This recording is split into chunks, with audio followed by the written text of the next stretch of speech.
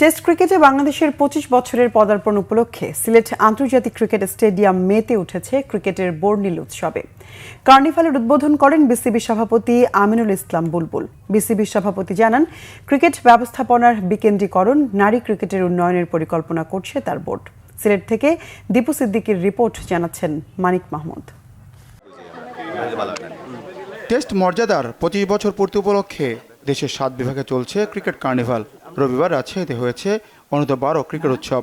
সোমবার সে আয়োজনে শামিল সিলেট। দিনভর ছিল cricket tournament, pacer hunt, parental coaching, hit the stump, ছবি আঁকার প্রতিযোগিতার মতো মজাদার আয়োজন। দিনব্যাপী এই উৎসবে শিশু ক্রিকেটারদের উচ্ছ্বাস আর সাদা পোশাকের ক্রিকেটীয় প্রতিভায় মুখর ছিল স্টেডিয়ামটি। খুব অল্প সময়ে বাংলাদেশের অন্যতম আকর্ষণীয় ভেন্যুতে পরিণত হয়েছে সিলেট। রিজিওনাল ক্রিকেট অ্যাসোসিয়েশনকে শক্তিশালী করতে চান বিসিবি সভাপতি আমিনুল ইসলাম বুলবুল।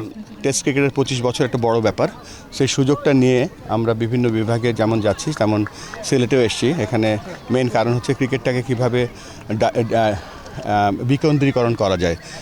প্রত্যেকটা উপজেলায়, জেলায় কম্পিটিটিভ বা প্রতিযোগিতামূলক কীভাবে ক্রিকেট আরও চালু করতে পারি, এবং ক্রিকেটের যে কালচারটা আছে সেই কালচারটা আমরা প্রত্যন্ত অঞ্চলে ছড়িয়ে দিতে চাই।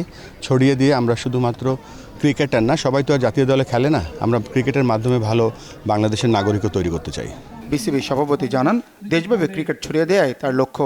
শুধু পুরুষ নয়, নারী ক্রিকেটকেও এগিয়ে নিতে পরিকল্পনা করছে বোর্ড। আমরা সকলকে নিয়ে ডিসেন্ট্রালাইজেশনটা করতে চাই। ডিসেন্ট্রালাইজেশন মানে এই না যে শুধুমাত্র আমরা পৌঁছাবো এবং খেলাবো, সাথে সাথে আমরা যাতে ভালো ক্রিকেটার তৈরি করতে পারি সেই লক্ষ্যে কোচদেরও ট্রেনিং করাবো, আম্পায়ারদেরও ট্রেনিং করাবো, এবং কীভাবে আমরা আরও ভালো ক্রিকেট উপহার দিতে পারি সেটাই আমাদের মূল লক্ষ্য। ক্রিকেট কার্নিভালের অংশ হতে পেরে দারুণ আনন্দিত খুদে ক্রিকেটাররা, উৎসাহ বেড়েছে অভিভাবকদেরও। Manik Mahmud, Bangla vision, sports desk.